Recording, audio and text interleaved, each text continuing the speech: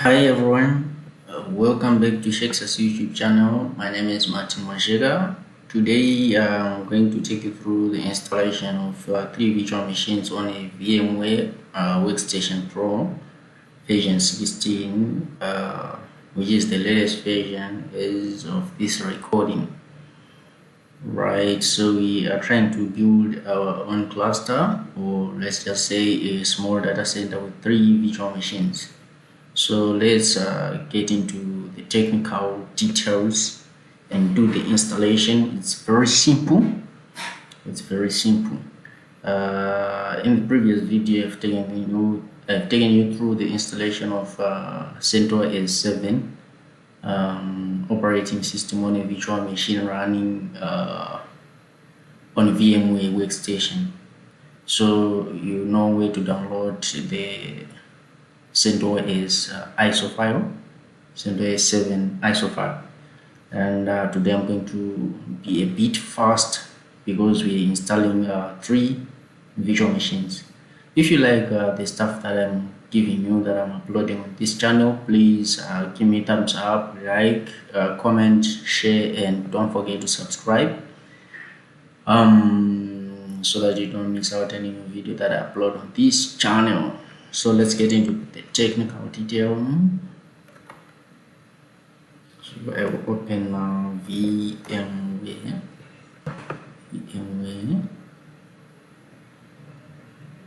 Right, then I create new virtual machine. What's that? Remind me later, there is a new version. Let me create a new virtual machine, and I will have typical settings, and then browse to the OS. Right, so last time we used this one. You can use CentOS 7 everything. So everything in this one, they are just the same in terms of the installation. However, CentOS 7 everything, if you want to install some packages offline, you can use this ISO.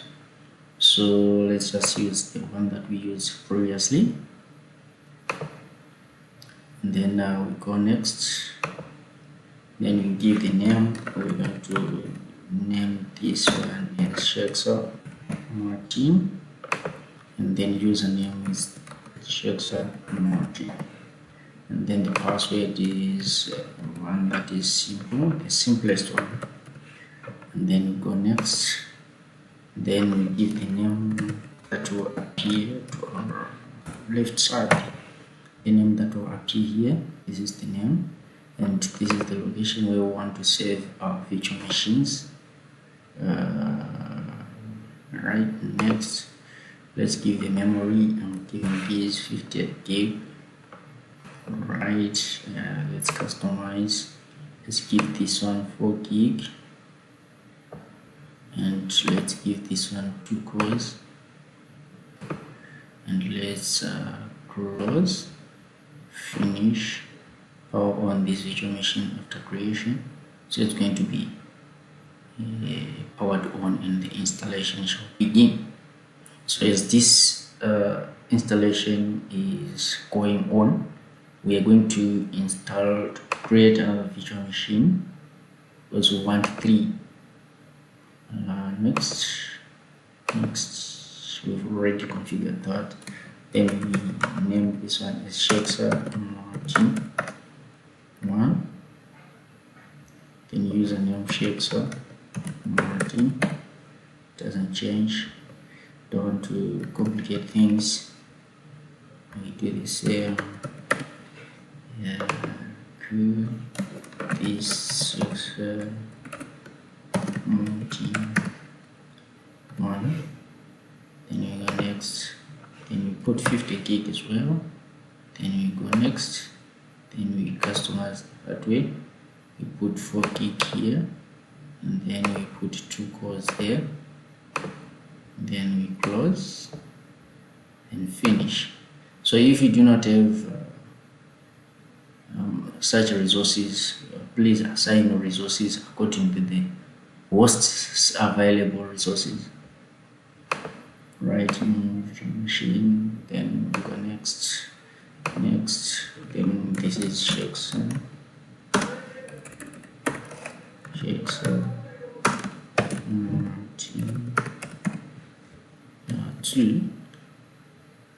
and then Shexa, and then password, you just put the simplest one, and then we go next, then we put the name here. This name is the one that will appear here. And you say next, we put 50 gig there, we say next, and then customize, we put 4 gig here, and we put 2 cores there, you just close that, you finish. So the installation begins. So we now have one virtual machine, this one is installing. So we don't want to create any other user. We have our 2 users, Shexa Martin and the root, and these 2 are sharing the same password. And then same applies to this, same applies to that one. So let's just wait for these 3 virtual machines to complete installations so that we can begin some other configurations.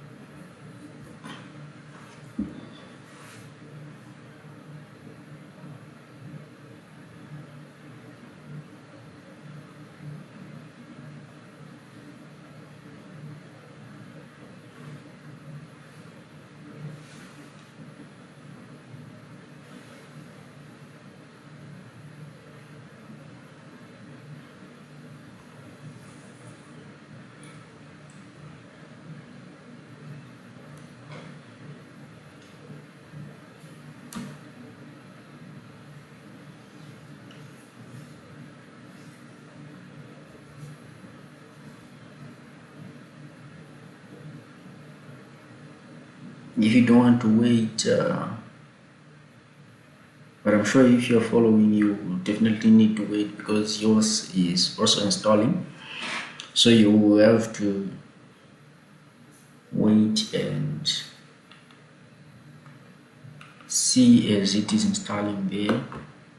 If you have a cup of tea, then you can have it while waiting. If you can watch something, watch it as this installation is completing.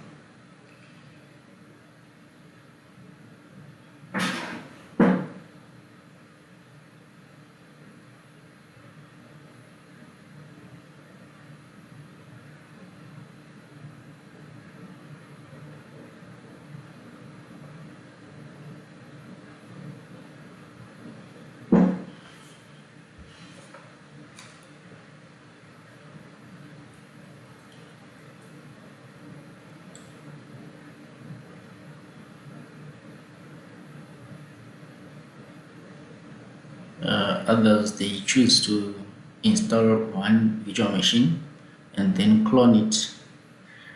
However, cloning it require someone who knows exactly what he or she is doing, because UUID normally for those cloned virtual machines will be the same. So you need to change that, and maybe some other things will need to be changed as well, because they will be having the same values. So if you know what you're doing, then you can clone. But if you are not sure, follow this procedure that I'm taking you through.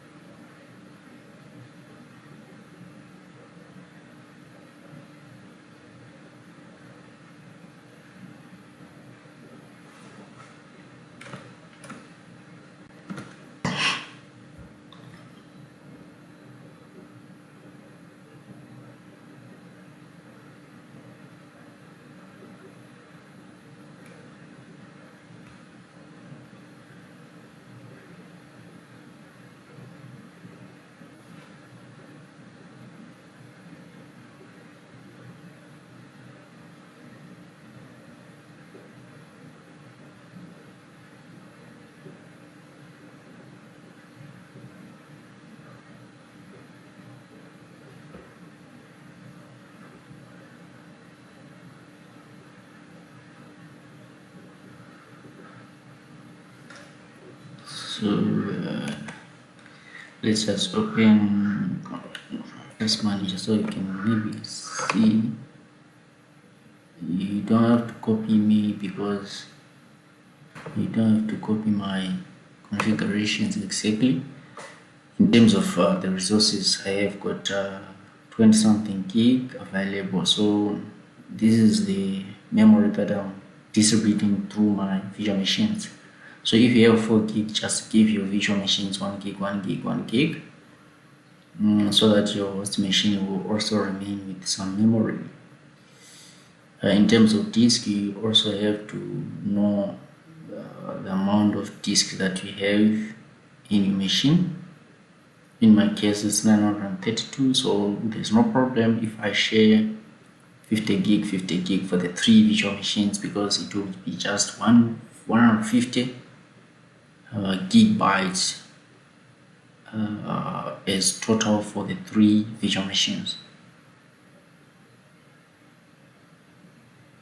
So that's it. Let's go back and see progress. Once one of these is done, then we begin to do the configurations for the 3 virtual machines.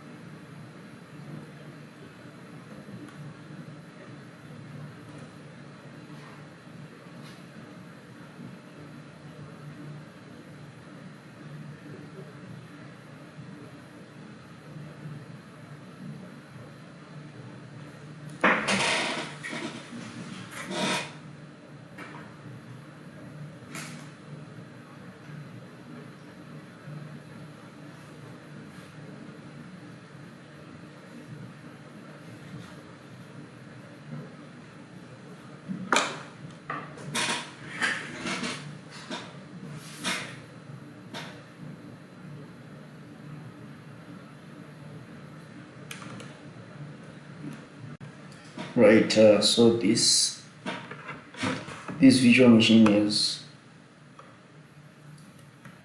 completed the installation process. Let's check the other one. This one is also completed.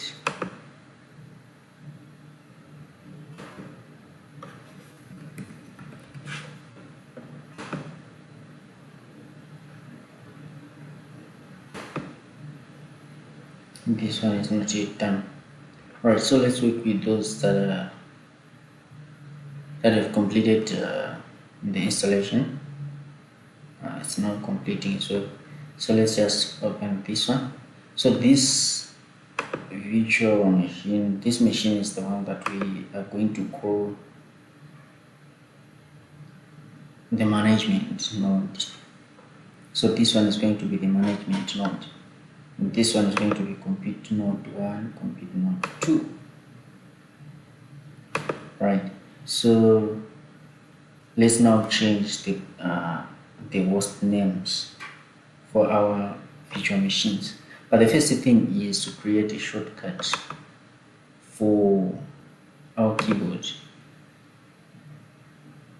We want to have a shortcut for our keyboard, so you click on applications, then system tools, then go to settings, you go to devices, you click on keyboard, you go at the bottom, you click this plus sign, then you say terminal, then they write the command which is genome terminal, and then you set shortcut, you press on the keyboard. You're done. Now let's do the same for the other virtual machine.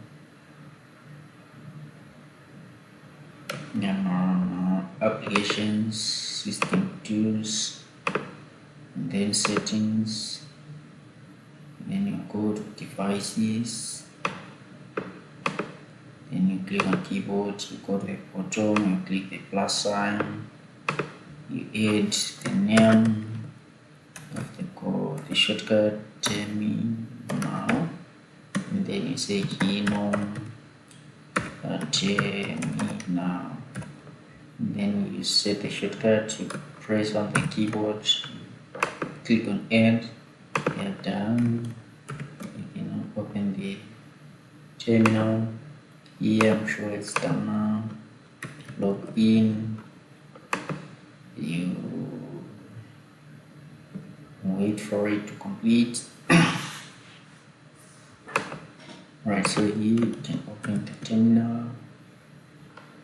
Right, so this node, which is that one, click applications, system tools, settings, and then you go down to devices, click on your keyboard, go to the bottom, click the plus sign, you term it as terminal or anything you want, then genome terminal. So this is the command, you don't have to miss it. Then you press the keyboard and say add. Now let's open the terminal using that shortcut.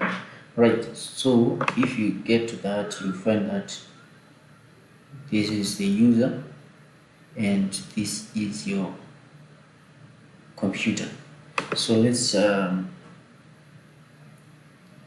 say switch user to root. You put the password for that. Now it's root and you have logged into a global host and you are in the folder named Shexa. So if you want to see what is in this folder, just list, you see all those files. Right, so let's change the host name for our node. So this one is this one. So we want to change the host name, so we say host name control, host name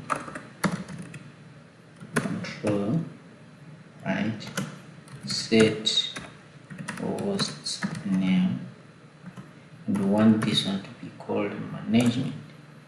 Alright, you can exit, or you can just check the host name. Let's say host name, and you will see that this computer is now named host name. If you want to have that, you can exit, and then reopen the terminal. You can now find out that you are now logged in as Shexa Martin at management mode.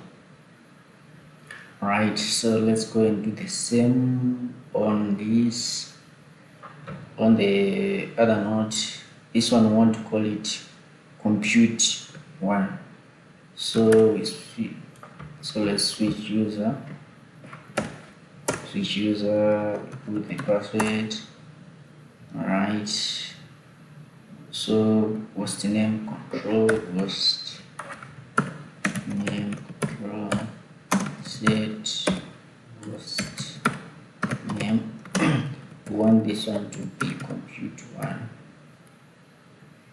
Alright, and then check host name.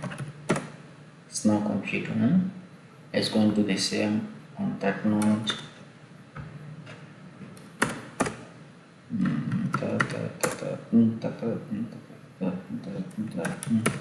We do the same host name. I'll show you. Set host name to compute 2. Right, and then check host name. Right, it's now compute 2. So you're done setting up the host names.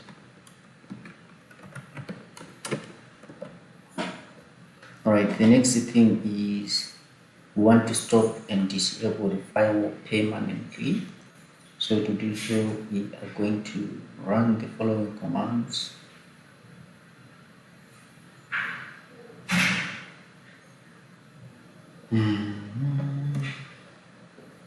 So let's start with this one. Alright, so what do we want to do there? We say system control status. I want to check the status of our firewall. So say firewall daemon. Right, the daemon is running, but we want to stop it. So to stop it, what you do is you just change from status to stop there, and then you run. Alright, you are asked to put the password. Why? Because we can switch user to root.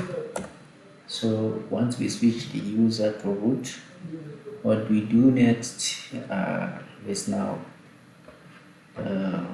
system control stop firewall D, and then let's check status.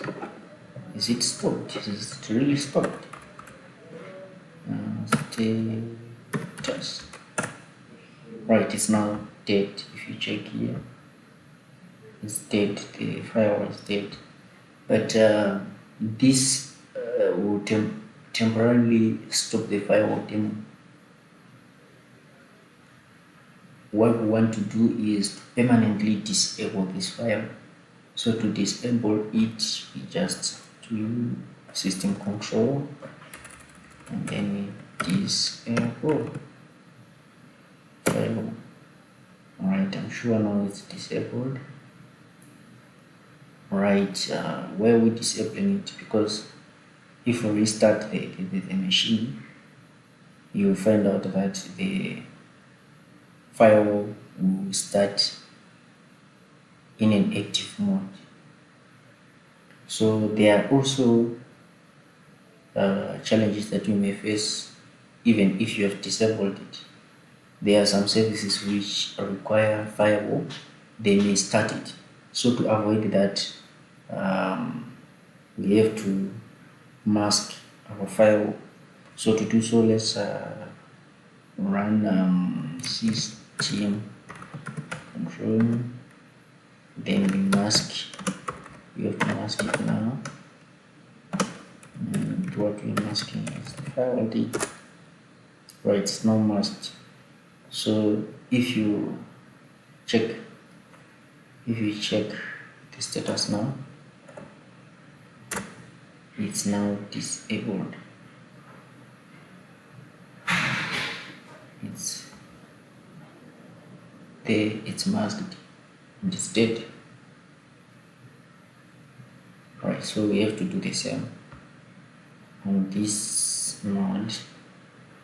So let's start by checking the system control, the status of our firewall D, and it's active, right? So let's just stop it. System control,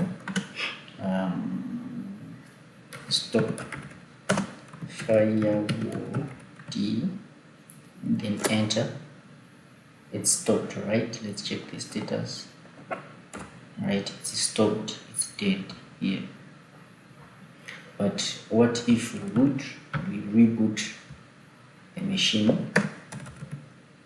You find out that the status of this firewall will be changed. So as we wait for this node to, let's just wait.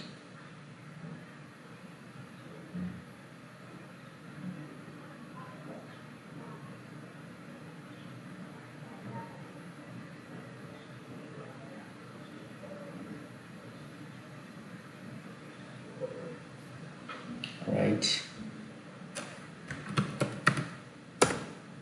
So the first thing is to check firewall status. It's taking time.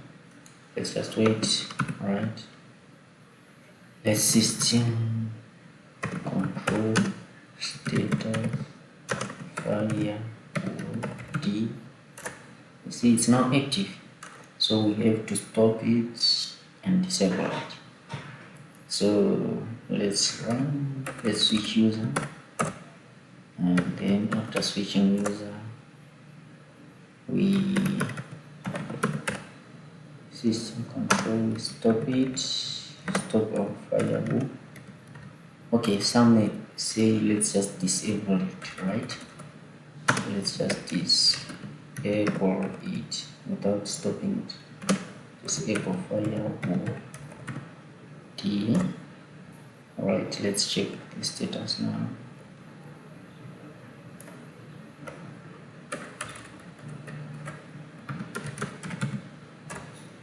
It's active, so you will need to restart the machine for the disable command to take action. So let's just stop it. System control, stop firewall D. Alright, it's disabled. It's stopped and then disabled, and then let's mask it to prevent other services from activating our firewall daemon. System control, mask now, firewall D. Right, if you check the status now, it's now masked inactive. Right, so we are done with the firewall on this node. Let's go to the next node. So we are just repeating what we have done before. There's on those two nodes. So system control, stop firewall daemon. You just want to stop it and then disable it.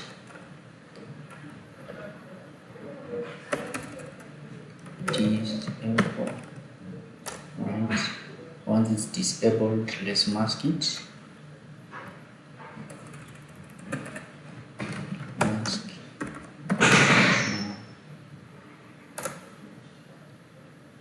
Right. we have masked it. We'll check the status.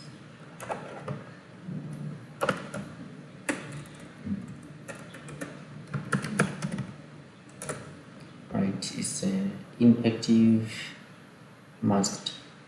Alright, so we are done setting up. We are done stopping and disabling Firewall permanently on all the virtual machines, on all the 3 ones. So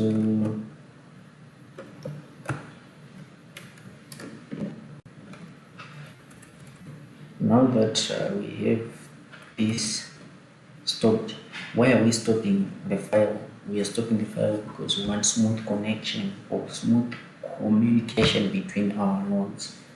That's why we are stopping the Firewall, because what is going to happen is we are going to run an application that will request some services from another node. So we don't want that application to be asked to or to be prompted to enter admin password or root password. So that's why we are stopping this Firewall.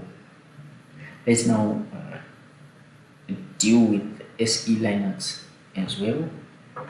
SELinux is another security feature for Linux, so you have to stop that as well. So let's clear the screen, and then let's now stop and disable SELinux permanently. So the first thing is to check the status of the SELinux. So you just say SE status, so you find that it's enabled and the current mode is enforcing. So if you want to temporarily change the SELinux mode from targeted to permissive, these changes are valid for the current runtime session only. So what we do is, let's set was 0. So we are changing the status or the current mode. So let's check the status. We find that it's not permissive, but this permissiveness is only valid for this current running session. So to permanently disable it, we open a file in etc folder. We get to SELinux. We then say config. So we open this config file, and then we press I to insert or edit, and we have to delete enforcing and put this there or there, and then save. So to save, you press escape, and then put colon, you put WQ for write and quit, and we are done. If you check the status now, it's now disabled. Mode from config file is disabled. Right, and it's permissive, but it's now going to be like that for all active sessions. Right.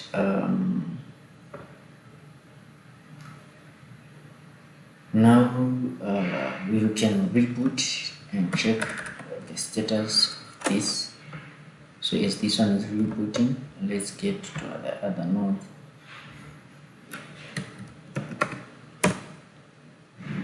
Right, this one, let's just clear the screen. Let's clear the screen, and in here let's SE status. It's like that.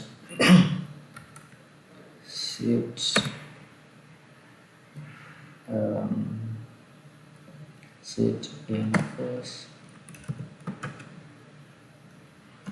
set 0. Right, it's not permissive.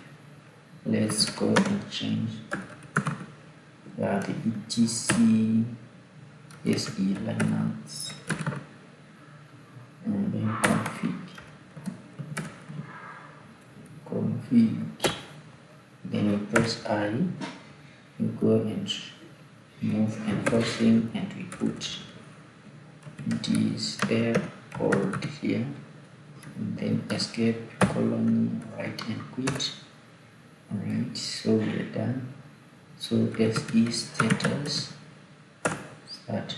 So we have rebooted this node. Let's just check the status before we play around with node 3. Alright.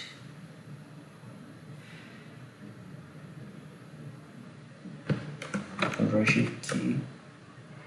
Alright, so SE status is now disabled. Nothing else is disabled. Same should apply for this if we reboot it, but we are not going to reboot it now. Let's SE. Let's now set enforce disable for this one, and then we edit the etc SELinux, and then config, and then press I, we go there and delete that. They put this word escape colon right quit. Right, so we are done setting up the host name. We are done stopping and disabling firewall permanently, same as stopping and disabling SELinux permanently. So right, I don't want my tutorials to be longer than an hour. It's better to have them as 45 minutes or less, or 60 minutes or less. So let's end here for this tutorial, and then we will have another tutorial where we shall set the network, then RSS servicing, SSH servicing, NIS servicing, NFS service. We shall do that in the upcoming tutorials. So please like, share, comment, and subscribe. Thank you very much for watching this video. Enjoy the rest of your day. Goodbye.